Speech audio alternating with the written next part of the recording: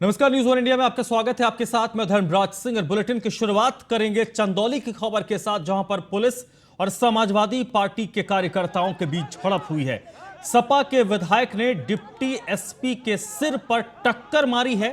Police ने Samajwadi party के कार्यकर्ताओं पर इस हो हंगामे और बवाल के बाद लाठीचार्ज किया है। समाजवादी पार्टी के कार्यकर्ता मुख्यमंत्री योगी आदित्यनाथ को ज्ञापन देने के लिए जा रहे थे। आज मुख्यमंत्री योगी चंदौली के दौरे पर थे, उसी दौरान ये बवाल, ये हंगामा हुआ है।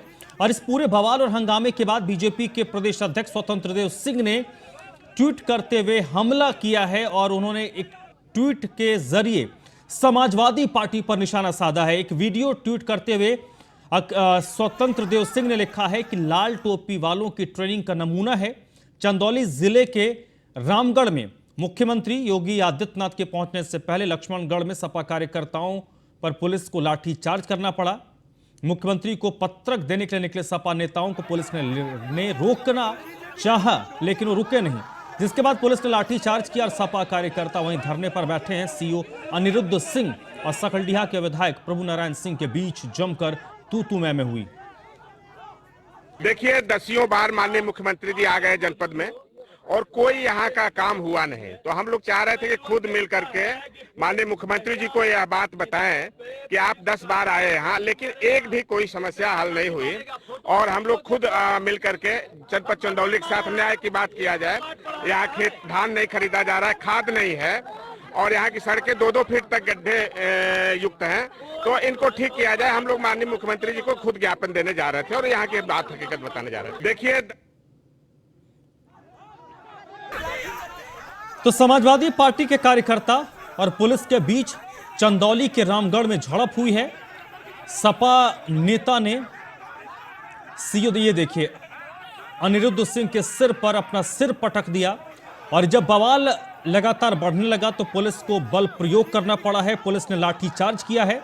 समाजवादी पार्टी के कार्यकर्ता मुख्यमंत्री से मिलकर, जिसमें स्थानीय विधायक भी हैं, मुख्यमंत्री से मिलकर उनको ज्ञापन सौंपना चाहते थे, लेकिन पुलिस ने उनको वहां पर रोका और उसके बाद ये पूरा बवाल और ये हंगामा हुआ है।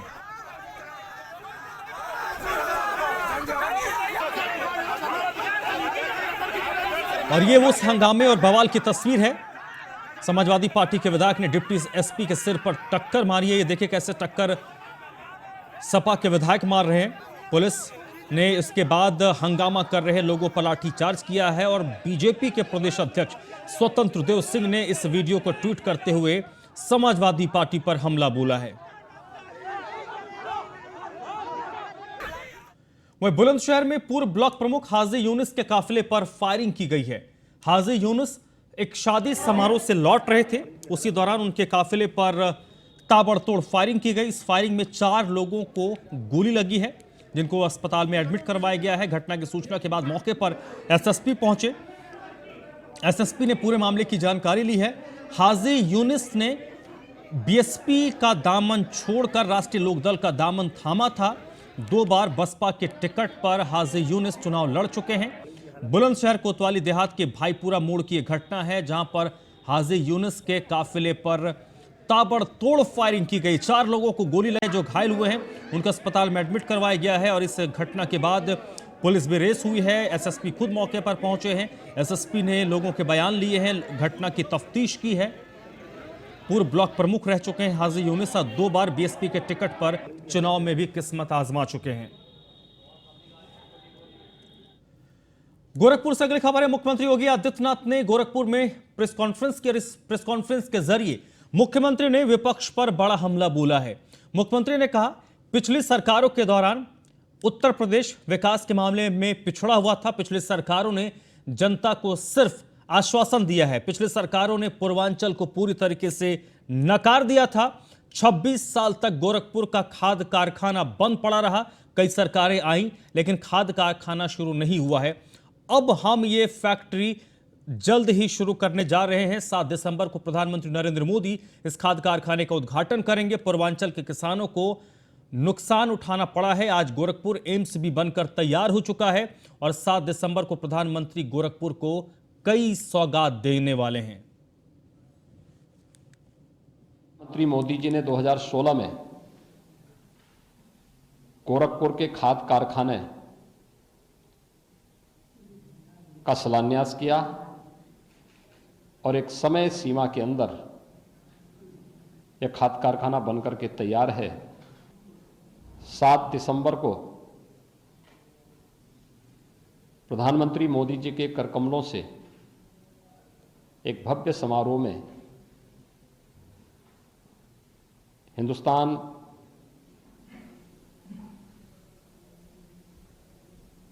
उर्वरक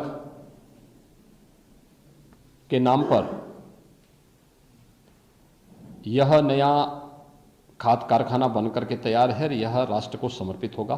पिछली सरकारों ने अपनी नाकामयाबियों के कारण नकार सा दिया था। गोरखपुर में 1990 में फर्टिलाइजर कॉरपोरेशन ऑफ इंडिया का एक खाद कारखाना था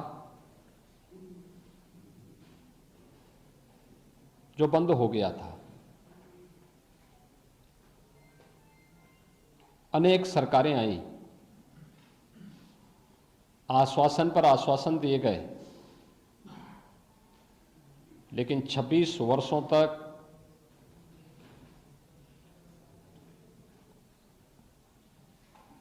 उन लोगों ने हमेशा हाथ खड़े कर दिए कि अब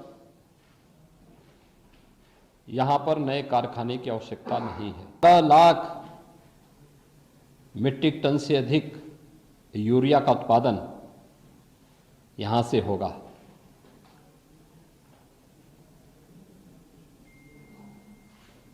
इसी प्रकार से यह खाद कारखाना केवल यहां पर किसानों को समय पर उर्वरक और रसायन उपलब्ध कराने में, बल्कि ढेर सारी रोजगार की संभावनाओं को आगे बढ़ाने में इसकी एक बहुत बड़ी भूमिका होगी। और 2016 में ही प्रधानमंत्री मोदी जी ने पूर्वी उत्तर प्रदेश को एक एम्स दिया और वह गोरखपुर में ही स्थापित किया। एम्स भी बनकर के तैयार है। विश्वस्तरीय विशेषज्ञ स्वास्थ्य सुविधा का एक महत्वपूर्ण केंद्र, देश और दुनिया में स्वास्थ्य सुविधा की अपनी जिसकी ब्रांड है, उस एम्स का उद्घाटन भी प्रधानमंत्री मोदी जी के द्वारा ही 7 दिसंबर को होगा। अब एक आईसीएमआर का एक रीजनल सेंटर एनआईवी पुणे की तर्ज पर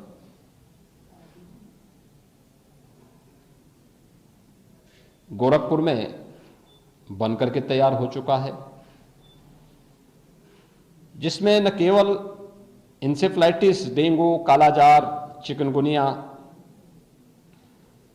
बल्कि कोरोना जैसी महामारी से जुड़े वायरस की पहचान करने और फिर उसके उपचार के लिए अनुसंधान को आगे बढ़ाने, दवा के निर्माण करने, इन सब की दिशा से भी अब एक नया सेंटर गोरखपुर में बनकर के तैयार हो चुका है। वहीं मथुरा से अगली खबर है, जलाभिषेक के ऐलान के बाद धारा 144 लागू है। 2 सुपर जोन, 4 जोन और 8 सेक्टर्स में सुरक्षा व्यवस्था को बांटा गया है। करीब 143 पॉइंट्स पर पुलिस बल को तैनात किया गया है। ईदगाह मस्जिद में जलाभिषेक को लेकर मथुरा का प्रशासन अलर्ट है। 2100 पुलिसकर्मी और पैरामिलिट्री जवानों के हवाले इस वक्त पूरा शहर है। ड्रोन के जरिए घनी आबादी वाले क्षेत्रों पर नजर रखी जा रही है। शहर का माहौल खराब करने वालों से सख्ती से निपटने का आदेश जारी किया गया है। पूरे इस एरिया को 4 सुपर जोन में बांटते हुए जोन और सेक्टर में विभाजित किया गया है।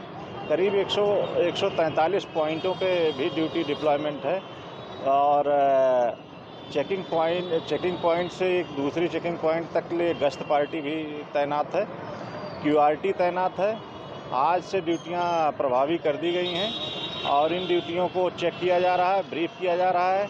हर संदिग्ध व्यक्ति और गाड़ियों पर नज़र रखी जा रही है। जिन पे कोई संदिग्ध चीज़ दिख रही है उसको तत्काल चेक किया जा रहा है। पूरे इस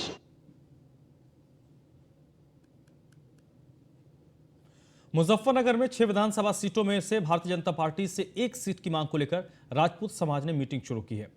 देवपुरों में अधिवक्ता अशोक सिंह के आवास पर एक बड़ी मीटिंग का आयोजन राजपूत समाज ने किया। इसमें राजपूत समाज के दर्जनों अधिवक्ता, कई राजनीतिक दलों के लोग और गणमान्य लोग उपस्थित थे। राजपूत समाज के लोगों ने एक स्वर में कहा कि भारतीय जनता पार्टी हमारी प्राथमिकता है, लेकिन हम भारतीय जनता पार्टी के बंधुआ नहीं है। हमें जनपद में अपना प्रतिनिधित्व चाहिए, कम से कम एक सीट ठाकुर समाज के व्यक्ति को मिलनी चाहिए। अगर भाजपा हमारी अनदेखी करेगी तो पूरा ठाकुर समाज हमें सम्मान देगा, उसके साथ रहेगा।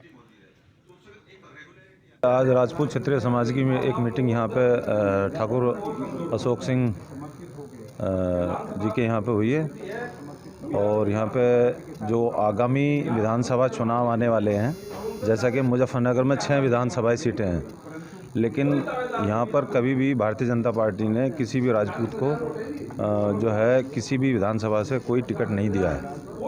यहाँ राजपूत समाज जो है अपने आप को नेतृत्वहीन मानता है और दूसरी सबसे बड़ी बात यह है कि हमारे यहाँ राजपूत समाज की लगभग सभी विधानसभाओं पे 1.5 लाख से ज़्यादा वोटें हैं।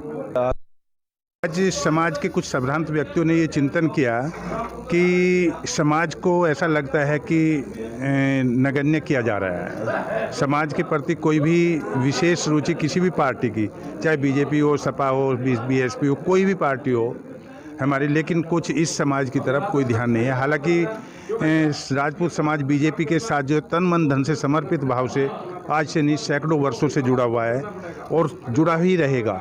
ये भी है, जुड़ा ही रहेगा, परंतु इस बात के लिए चिंतन का विषय ये आया है कि विवश हुआ है राजपूत समाज कि हमें केवल यही मान के कि ये वोटर है, वोटर ही मान के छोड़ा गया है। किसी को भी ऐसा नहीं माना गया कि राजपूत समाज को किसी एक को जो है 6 विधानसभाओं में से किसी एक को कंसीडर किया। उत्तर प्रदेश के डिप्टी सीएम केशव प्रसाद मौर्य ने पूर्व मुख्यमंत्री अखिलेश यादव पर जुबानी हमला बोला है। उन्होंने अंबेडकर नगर में अखिलेश यादव को अखिलेश अली जिन्ना बताया। इसके साथ ही उन्होंने कहा कि अखिलेश यादव पिछड़ों के नाम पर राजनीति करने की कोशिश कर रहे हैं, ये अवसरवाद है।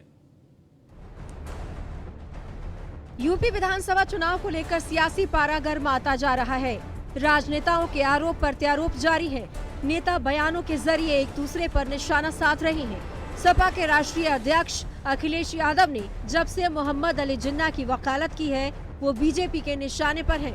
अखिलेश यादव के जिन्ना वाले बयान पर डिप्टी सीएम केशव प्रसाद मौर्य ने एक बार फिर हमला बोला है। एक रैली में उन्होंने कहा कि मैं उन्हें अखिलेश अली जिन्ना कहता हूं। अखिलेश पिछड़ों के नाम पर राजनीति करने की कोशिश कर रहे हैं, जो अवसरवाद है। तो मैं अब श्री अखिलेश यादव नहीं कहता हूं, उनको श्री अखिलेश अली जिन्ना कहता हूं। लेकिन वह पिछड़ों के नाम पे जो भी थोड़ी बहुत राजनीति करने की कोशिश कर रहे हैं, ये अवसरवादिता कहा जाता है। अगर पिछड़ों के लिए उनके मन में कोई सम्मान होता तो 2012 से 17 के बीच में समाजवादी पार्टी प्रचंड बहुमत में थी और उन लोगों को स्थान देते जिनको इस समय स्थान देने की कोशिश कर रहे हैं। लेकिन मैं यह विश्वास रखता हूं कि पिछड़ा ना उनके साथ 2014 के बाद से गया है और ना 2022 के बाद भी जाएगा। हमारे साथ थे, हमारे साथ हैं, और पिछड़ा हो चाहे अनुसूचित हो चाहे सामान्य वर्ग हो, हम सबका साथ सबका विकास के विश्वास में काम करते हैं। इतना ही नहीं, प्रयागराज में व्यापारियों के सम्मेलन को संबोधित करते हुए केशव प्रसाद मौर्य ने समाजवादी पार्टी से जुड़े मुस्लिम नेताओं को टोपी और लुंगी वाला गुंडा तक कह दिया। उन्होंने कहा कि साल 2017 के चुनाव से पहले जालीदार और गोल टोपी वाले लुंगी छाप गुंडे व्यापारियों को आतंकित करते थे। उन्होंने इशारों में मुसलमानों को लुंगी और टोपी छाप गुंडा बताया। 2017 के विधानसभा चुनाव से पहले कितने लुंगी छाप गुंडे घूमते थे, जालीदार गोली टोपी लगाए हुए, राइफल रिवाल्वर बंदूक लिए हुए व्यापारियों को डराने और धमकाने का काम कौन करता था?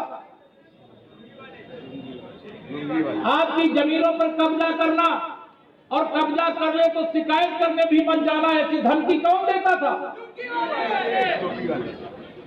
यह सारा कुछ याद रखना, मेरा इतना ही कहना है। इस जुबानी जंग में ओम प्रकाश राजभर ने विपक्ष की तरफ से मोर्चा संभाला हुआ है। वो भी बीजेपी नेताओं पर जमकर निशाना साध रहे हैं और तंज ही तंज में सरकार पर जमकर निशाना साधा है। राजभर ने सरकार पर निशाना साधते हुए कहा कि वो कहते थे हवाई चप्पल वालों को हवाई जहाज में बिठाएंगे, लेकिन अब हवाई जहाज और हवाई अड्डे तक बेच रहे हैं। रेलवे, LIC बैंक बेच रहे हैं। तो चतरा कोई ना बोली, अरे तेरा जूता पालिश करने वाले पिछड़े दलित समाज के लोग, तेरे बीच में जो बैठे हैं पिछड़े दलित समाज के लोग, वो तेरा जूता पालिश कर सकते हैं, लेकिन ओम प्रकाश राजभर तेरा जूता पालिश नहीं, सामने बैठ के बात करने की हैसियत रखता है ओम प्रकाश राजभर। यूपी के चुनाव में इस समय मोहम्मद अली जिन्ना का मुद्दा छाया हुआ है। अखिलेश यादव के बयान के बाद बीजेपी नेता करीब सभी मंचों पर इस मुद्दे को उठाते हैं, तो सपा की तरफ से भी जवाब आता है कि आखिर गलत क्या कहा। लेकिन बीजेपी अखिलेश यादव के बयान के जरिए खुद के लिए रास्ता तलाश रही है ताकि उसके कोर वोटर्स में किसी तरह का बेखराब न हो। Bureau report, news 1 India. Varanasi में 13 दिसंबर को प्रधानमंत्री मोदी काशी विश्वनाथ कॉरिडोर का लोकार्पण करेंगे। इस मौके पर देव दिवाली की तर्ज पर रोशनी की जाएगी। साथ ही पूरी काशी में बाबा का प्रसाद और काशी विश्वनाथ धाम के अभियान की कहानी का बुकलेट बांटा जाएगा। प्रधानमंत्री के इस ड्रीम प्रोजेक्ट में करीब 900 करोड़ की लागत आई है। इसमें 450 करोड़ लोगों के पुनर्वास जबकि 450 करोड़ मंदिर के कॉरिडोर में खर्च आया है।